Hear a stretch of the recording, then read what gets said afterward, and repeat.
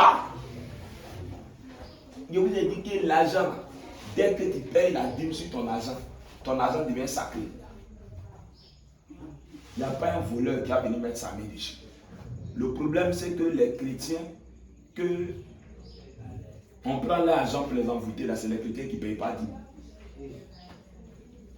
C'est ça. Un chrétien qui ne paye pas dîme sera quelqu'un. Faut voir un peu la série. Deuxième. À peine tu as fini de fêter. Ok. Donc, un chrétien qui ne paye pas sa dîme, il va aller envoûter son argent. Une petite parenthèse. Moi, avant, j'avais peur parce que, à cause de ces choses que j'avais entendu, les témoignages, d'aider, surtout de donner mon argent à les villageois. Mais quand l'Esprit de Dieu m'a enseigné que sur la base de la dîme, qu'il menace le dévoreur, j'ai quelqu'un, un de mes parents, je sais qu'il est sorcier même. Dieu m'a dit, et puis lui-même de le voir. Il y a longtemps, je ne l'ai pas vu, et puis je suis allé au village. Quand je suis allé au village, mon vieux pasteur est arrivé, j'ai fini de causer, il est parti, il est donné. Il a fait une offrande, il a donné, et maman, tiens, faut prendre ça ta message. J'étais conscient que la personne n'allait prendre pas ça pour message, qu'il allait prendre ça pour tenter de bloquer mes finances. Mais je suis un payeur de dîmes. Dis à ton voisin, c'est un payeur de dîmes. Un payeur de dîmes, on ne bloque pas son argent. Sinon, Dieu est un menteur. Alléluia. Il y a tellement de petits envoûtements. Quand tu ne payes pas ta dîme, tu livres ça entre les mains. Ça, c'était une parenthèse. Donc, le don aux pauvres est quelque chose de très important. Donc, Jésus pratiquait le don aux pauvres. Ça, c'était sa deuxième clé. La deuxième clé de la prospérité divine que j'ai détectée dans la vie de Jésus. La troisième clé, on me réunit encore Jean 13, verset 29, claver. Jean 13, verset 29.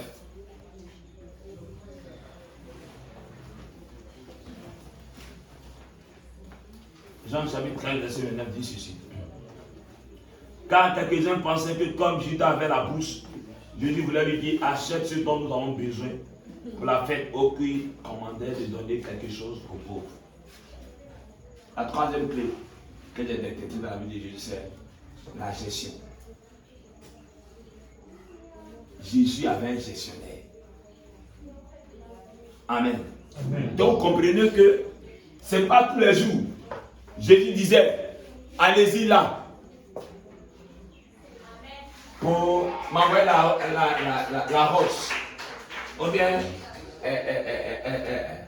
allez-y là pour dire à telle personne de me donner tant. Non, non, non. Jésus avait plusieurs clés. Vous comprenez? Donc, il n'appelait pas toujours les choses qui n'étaient pas, ou bien il n'envoyait pas toujours les gens vers les poissons. Vous comprenez? Mais Jésus avait aussi un gestionnaire.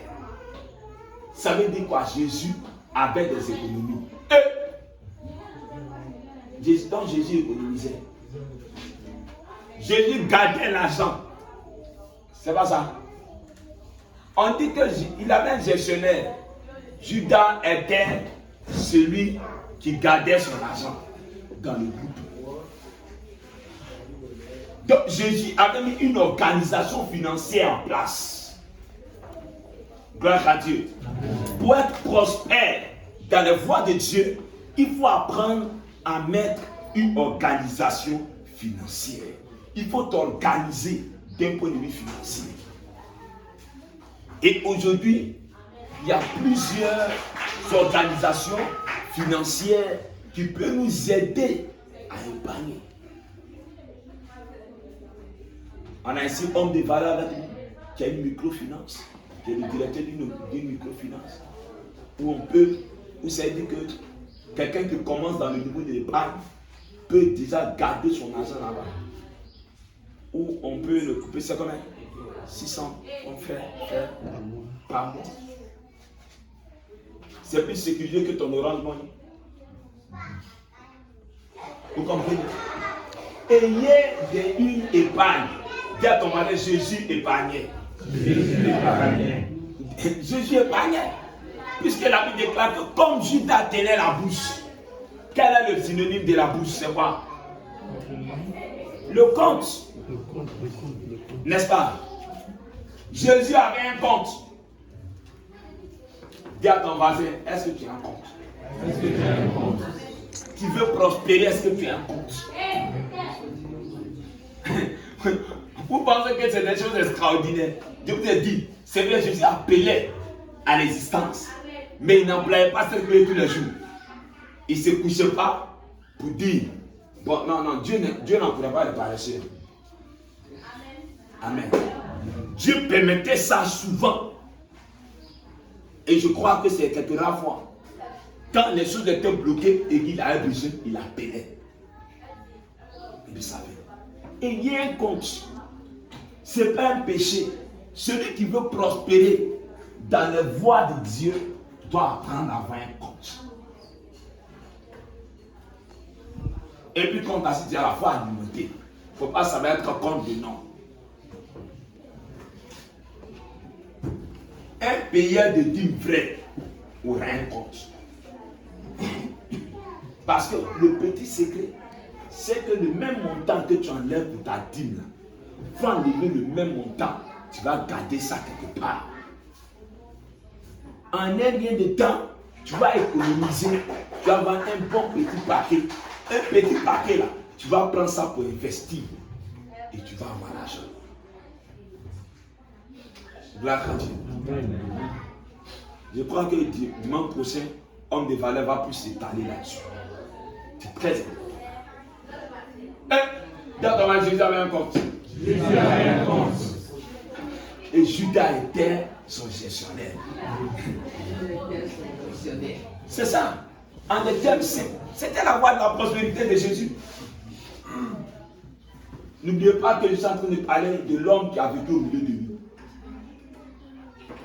Il était le Fils de Dieu tout puissant.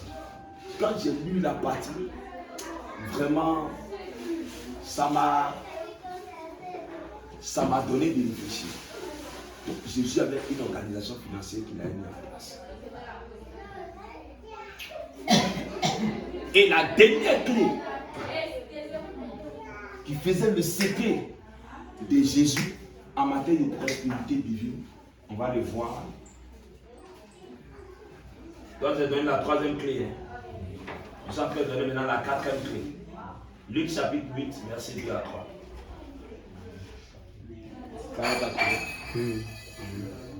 Verset 2 à 3. Oui.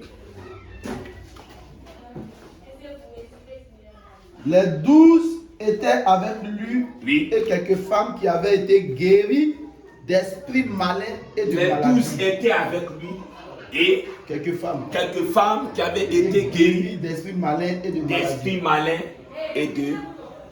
malins et de maladies.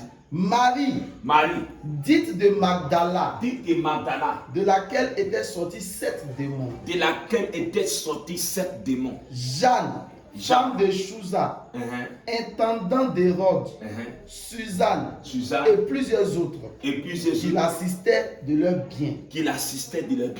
Voici le quatrième secret de la prospérité de Jésus.